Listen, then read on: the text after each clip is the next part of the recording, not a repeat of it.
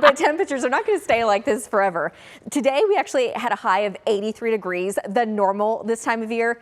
69. Now, we weren't close to the record. The record was actually 92 degrees. That was back in 1908, but man, it's been really warm. It's been warm though. It's been windy and dry. So the fire threat has been high, and you can see some of our western counties still under the red flag warning today until 10 o'clock this evening. This is our Clyde Warren camera, and you can tell that those high thin cirrus clouds have been building in, but temperatures are still warm. We're still in the low 80s. Clouds will continue to increase this evening and overnight tonight. So by tomorrow morning, we will be partly cloudy. We're at 83 in Denton, 82 degrees in downtown Fort Worth, 85 in Bowie, but still 88 degrees in Mineral Wells, 79 right now in Canton. There's your south wind between about 25 to 35 miles an hour. There's a 36 in Archer City and now a 37-mile-an-hour wind gust out of the south in Abilene. Now, as we go throughout the overnight hours, it's still going to be breezy. By about noon tomorrow, it's going to be a south wind between about 25 to 30 miles an hour. But later in the afternoon and evening, the wind starts to pick up for some of us. In fact, we could see wind gusts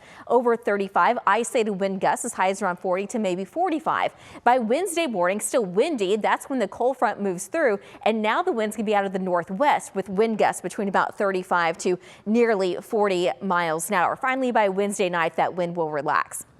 So for tomorrow, we're going to have the elevated fire threat across the metro, but our far western counties, we're going to be in that critical category because it's drier, it's more warm, and there's going to be a whole lot of wind. On Wednesday, because the cold front comes in and it will be cooler, but still windy, the elevated fire threat will be from Dallas and areas off to the west. When will that cold front come through? Well, right now, it looks like it's going to be happening as we get into Wednesday morning. It's going to bring a whole lot of wind out ahead of it and in behind it. But what I think you're really going to notice with this particular cold front is how we're going to go from the 80s down into the 60s for highs, and that will stick around through Thursday before we warm up just in time for the weekend. So for tonight, we're dropping down into the mid and upper 50s, but we'll have some low 60s in some of our western counties, about 60 in Grant, 58 in McKinney, and 56 tonight in Canton. Tomorrow afternoon, it's going to be another warm day. I think some locations will maybe be a degree or two warmer even.